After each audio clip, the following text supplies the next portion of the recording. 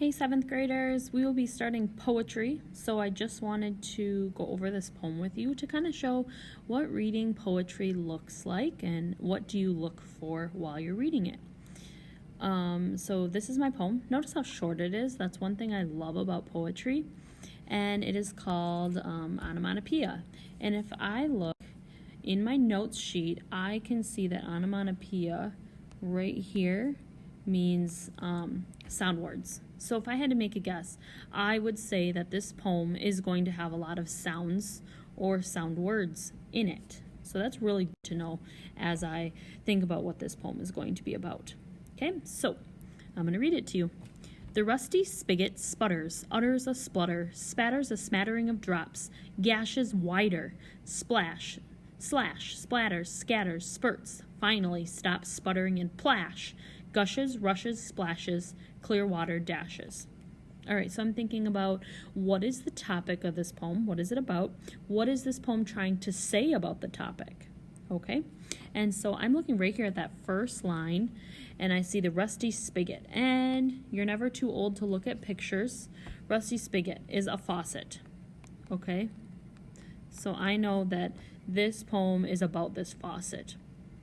And there are a lot of onomatopoeias. So thinking about what those onomatopoeias are: sputters, spatters, a smattering of drops, gashes, slash, splatters, scatters, spurts. All of those are onomatopoeias. So when I read poetry, I'm thinking about what is my topic, and I know it is a rusty spigot, which is a rusty faucet, and then I'm looking for figurative language, and I see onomatopoeias right away. Okay? And then the other thing is I always read the poem, especially when they're so short, I read them more than once. Okay, so I'm going to read it one more time so that I can figure out what is this poem saying about this rusty spigot. The rusty spigot sputters, utters a splutter, spatters a smattering of drops, gashes wider, slash, splatters, scatters, spurts, finally stops sputtering and plash, gushes, rushes, splashes, clear water dashes. So I'm thinking onomatopoeia, that means sound words. I'm thinking a faucet, lots of sound words. What is this trying to tell me about this faucet or about this poem? I'm really trying to think. Think in your head, what are you thinking? And I'm thinking it's talking about water. And what is it saying about water? It's saying that water makes a lot of noises. Water is loud. So if you were thinking any of those things, you would be correct, okay? So the topic is dripping water. It is about this rusty spigot, and it's about water, okay? And so there's a lot of onomatopoeias. There's also some alliteration. So splatters, scatters, spurts, it all starts with that S sound, okay? And then we also have personification right here at the end. We have clear water dashes. And if you think of like a 100-meter dash, a 100-meter run, so clear water is running, I think we're giving human qualities to non-living things. So that is personification.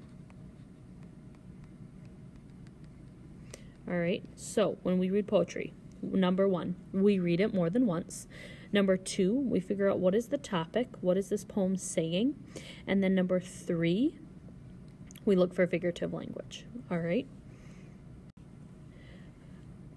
So each day you are going to have a poetry analysis. It'll be one poem, 5 points that you will turn in, and then you are going to have some new IXLs.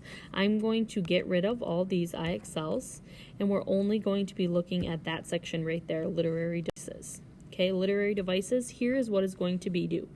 It is going to be E, and then 5, 6, and 7. Check out Schoology. I will put them into Schoology with due dates. Those are the 3 that are going to be due. I'm going to unhighlight everything else, okay? Those are the only 3 I want you to work on. All right, if you have questions, feel free to email me. Please do. And I hope you guys have a great day.